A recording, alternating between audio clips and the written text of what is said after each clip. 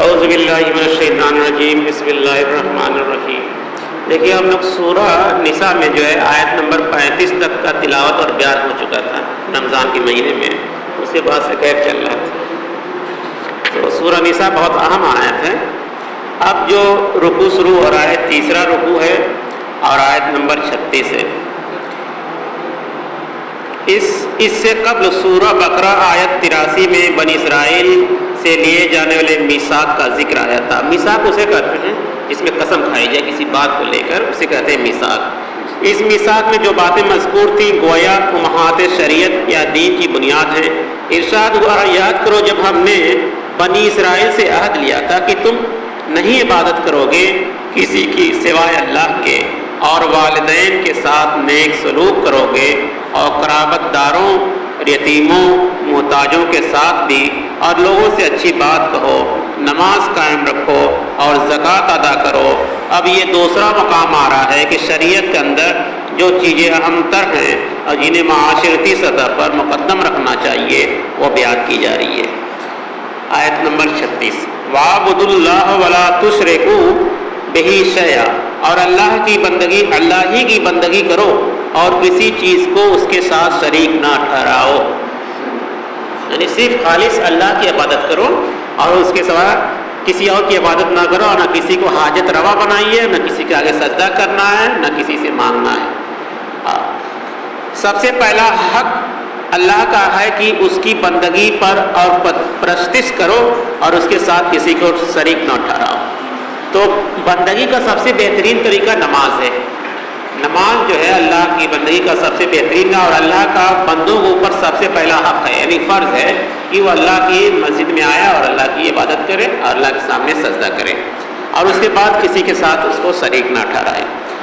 وَبِالْوَالِدَيْنِ إِحْسَانًا، اور والدین کے ساتھ حسن سلوک کرو۔ اور والدین کے ساتھ ڈائریکٹ اللہ کے حکم کے بعد کیا آیا؟ والدین کے ساتھ اچھا، والدین میں دونوں آگے، ماں اور باپ دونوں، تو ان کے ساتھ اچھا سلوک کرو۔ قرآن حکیم میں ایسے 4 مقامات آئے ہیں جہاں اللہ کے حق کے فوراً بعد والدین کا حق کا تذکرہ ہے، یہ ترنت اللہ کے بعد والدین کا۔ یہ بھی ہے ہمارے خاندانی نظام کے لیے کہ بہت اہم بنیاد ہے کہ والدین کے ساتھ حسن سلوک ہو اور ان کا ادب و احترام ہو، ان کی خدمت کی جائے، ان کے سامنے آواز پست رکھی جائے، اور یہ بات سورہ بنی اسرائیل میں بڑی تفصیل سے آئے گی۔ ہمارے معاشرے میں خاندان کے استحکام کی ایک بہت اہم بنیاد ہے۔ والدین کے ساتھ انسان ہے، کبھی کبھی انسان غلطی کر لیتا ہے، والدین کے ساتھ کرے انداز بات نکل جاتا ہے کسی معاملے میں، مگر عموماً جو ہے والدین کے ساتھ اچھا سلوک کرنا چاہیے۔ غلطی ہو جائے تو اس پہ نادم نہیں ہونا چاہیے۔ انسان ہے، انسان غلطی کا کیا ہے؟ پتلا ہے، انسان سے غلطی ہوگی، مگر اس غلطی ہوگی تو اس کا علاج بھی اللہ نے بتایا ہے کہ وہ توبہ کر لے گا، اللہ سے توبہ استغفار کرے گا، اور بھی احسانوں بذی القربی والیتامی والمساکین، اور قرابت داروں اور یتیموں اور محتاجوں کے ساتھ، یعنی حسن سلوک ماں باپ کے ساتھ ساتھ قرابت داروں، یتیموں اور محتاجوں کے ساتھ، والجاری ذی القربی والجار الجنب، اور قرابت دار ہمسائے اور اجنبی ہمسائے کے ساتھ۔ پہلے عام طور پر محلے ایسے ہوتے تھے کہ ایک قبیلہ کے لوگ ایک ہی جگہ رہا کرتے تھے، رشتہ داری بھی ہے اور ہمسائیگی بھی ہے، لیکن کوئی اجنبی ہمسایہ بھی ہو سکتا ہے، جیسے آج کل شہروں میں ہمسایہ اجنبی ہوتے ہیں۔ کوئی کرایہ کا مکان آ کے لے کر رہنے لگا تو وہ بھی آپ کا ہمسایہ ہے، اس کے ساتھ اچھا سلوک کرو۔ آپ سفر میں جا رہے ہیں، کوئی آپ کے بغل میں بیٹھا ہوا ہے تو اس کے ساتھ بھی کیا ہے؟ اچھا سلوک کرو۔ اسی طرح سے بیوی بھی یہ ہمسایہ میں آتی ہے، بیوی کے ساتھ بھی اچھا سلوک کرو۔ والصاحب بالجنب وابن السبیل، اور ہم نشین ساتھی اور مسافر کے ساتھ بھی۔ ہم نشین یہاں بیوی کا لفظ ہے، اور مسافر کے ساتھ یعنی جب آپ سفر میں ہوں، جو آپ کے آس پاس ہوں، جو آپ کے ساتھ سفر کر رہے ہوں، ان کے ساتھ بھی اچھا اخلاق کریں، اچھا برتاؤ کریں جو بھی ہو سکے۔ ایک ہمسائیگی عارضی نوعیت کی بھی ہوتی ہے، مثلا آپ بس میں بیٹھے ہوئے ہیں، آپ کے برابر بیٹھا ہوا شخص آپ کا ہمسایہ ہے، نیز لوگ کسی بھی اعتبار سے آپ کے ساتھی ہیں، آپ کے پاس بیٹھنے والے ہیں، وہ آپ سب آپ کے حسن سلوک کے مستحق ہیں۔ وما ملکت ایمانکم، اور وہ لونڈی غلام جو تمہارے ملک یمین میں ہیں، ان کے ساتھ بھی نیک سلوک کرو۔ غلام اور لوڈوں کا تصور تو ابھی اس وقت نہیں ہے، مگر اس کا ہے کہ جیسے آپ کسی ورکر کو رکھے ہوئے ہیں، کسی کام کرنے والی کو رکھے ہوئے ہیں، تو ملازم ہیں آپ، اس کے باس ہیں، تو اس کے ساتھ بھی اچھا حسن سلوک کریں، یہ نہیں کہ اس کو جو ہے چھڑکے رہیں اور اس کو گالی گلوچ کرتے رہیں، ایسا نہیں کرنا ہے۔ ان اللہ لا يحب من كان مختالا فخورا، اور اللہ بالکل پسند نہیں کرتا ان لوگوں کو جو سیکھی خور اور اکڑنے والے ہو، یعنی اللہ بالکل نہیں پسند کرتا، ایک دم صاف ہمیں زور دے کر کہا جا رہا ہے کہ جو سیکھی بگاڑتے ہیں، یعنی اپنی بڑائی کرتے ہیں کہ ہم اتنے پیسے والے ہیں، ہم ایسے خاندان سے ہیں اور ہمارے باپ دادا اتنے رئیس تھے، یعنی اپنی سیکھی بگاڑے، چاہے ہم اتنے علم والے ہیں، کسی بھی طریقہ سیکھی بگاڑے تو اللہ تعالیٰ اس کو بالکل پسند نہیں کرتا، کیونکہ تکبر کے درجے میں آتا ہے، اور تکبر جو ہے اللہ کو ناپسند ہے۔ تکبر صرف اللہ ہی کر سکتا ہے جو سارے جہاں کا مالک ہے۔ انسان کیسے تکبر کرے؟ انسان کا تو اپنا کچھ ہے ہی نہیں اس دنیا میں، سب کچھ کیا ہے؟ اللہ کا ہے، ہاتھ بھی ہے، ناک ہے، کان ہے، سب کچھ اللہ کا دیا ہوا ہے، اللہ جب چاہے چھین لے۔ اسی طرح سے پڑوسی کے بارے میں آتا ہے کہ پڑوسی حضرت ایک بار حدیث میں حضور صلی اللہ علیہ وسلم سے صحابہ نے پوچھا کہ اگر ہمارا پڑوسی کافر ہو تو کس کو کیا اس کے ساتھ سلوک طے کیجیے؟ تمہارے پڑوسی جو بھی ہو اس کے ساتھ اچھا اس میں سلوک، چاہے وہ اللہ کو ماننے والا ہو یا نہ ماننے والا ہو۔ اور ایک حدیث میں آتا ہے کہ پڑوسی 3 طرح کے ہوتے ہیں۔ پہلا پڑوسی وہ ہے کہ ایک مسلمان ہے، اس کا اوپر ایک حق ہے۔ کیا ہے؟ ایک حق والا پڑوسی۔ ایک جو ہے کہ دوسرا وہ ہے کہ ایمان والا بھی ہے اور رشتہ دار بھی ہے۔ کیا ہے؟ ایمان والا بھی ہے اور رشتہ دار ہے۔ تو یہ کیا ہو گیا؟ نہیں، دیکھیے، پہلا پڑوسی ہو کہ جس صرف پڑوسی ہے، وہ نہ مسلمان ہے نہ ہندو کچھ بھی ہے، وہ ایک حق ہے۔ پھر دوسرا ایک مسلمان ہے اور پڑوسی بھی ہے، یہ 2 حق ہو گیا اس کا، ایک مسلمان ہونے کی وجہ سے، ایک پڑوسی ہونے کی وجہ سے۔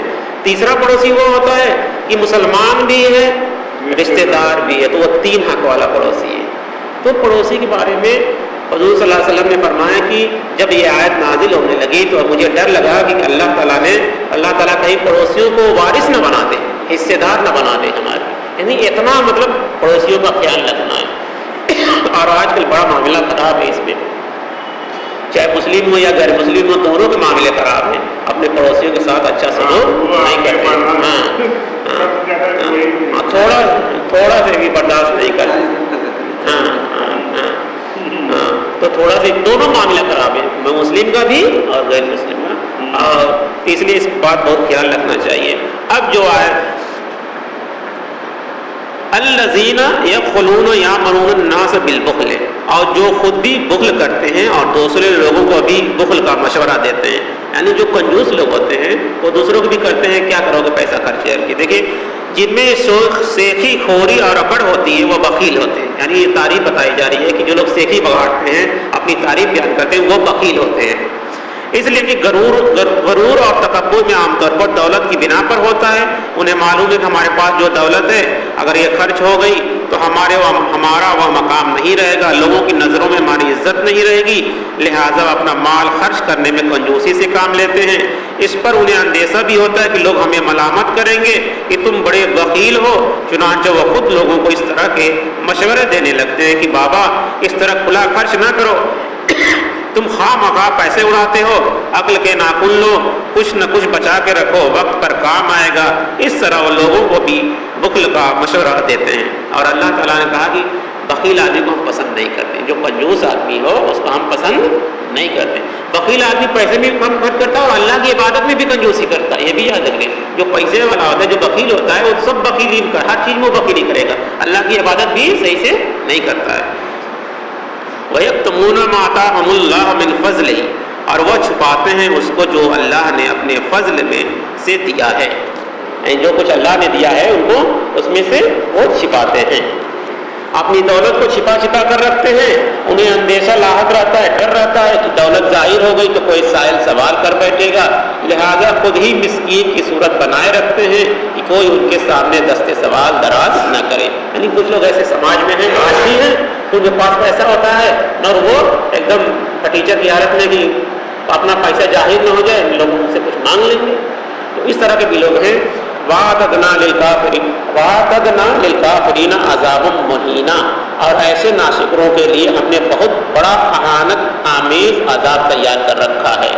یعنی اللہ تعالیٰ ایک بات پوری مکمل ہوگی، اس کے بعد جو ہے یہ خوشخبری سنا دے گی ایسے لوگوں کے لیے کہ ایسے ناشکروں کے لیے جو ناشکری کرتے ہیں اللہ کی، یعنی بخل کرتے ہیں، کنجوسی کرتے ہیں، تکبر کرتے ہیں، غرور گھمنڈ کرتے ہیں، سیکی بگاڑتے ہیں اور پڑوسیوں کے ساتھ اچھا سلوک نہیں کرتے ہیں، تو ایسے لوگوں کے لیے ہم نے بہت بڑا اہانت آمیز عذاب تیار کر رکھا ہے، یعنی ان کے لیے جہنم تیار ہے۔ اس لیے ہم لوگوں کو اس آیت پر عمل کرنی چاہیے اور اپنے پاس پڑوس کے لوگوں کو بھی یہ باتیں بتانی چاہیے، اپنے گھر کے اندر بھی یہ بات سن لیا، بیٹھے ہیں ذکر کر دیے بھائی یہ قرآن میں بات بتائی گئی ہے، اس پہ عمل کرنا چاہیے۔ جو دین کا کام ہوتا ہے اسے تھوڑا تھوڑا ہوتا ہے، تھوڑا تھوڑا اسے پھیل کر اللہ تعالیٰ سے دعا ہے کہ ہم لوگوں کو اس آیت پر عمل کرنے کی توفیق عطا فرمائیں، آمین ثم آمین۔ سبحان اللہ وبحمدہ، سبحانک اللہم وبحمدک، اشہد ان لا الہ الا اللہ۔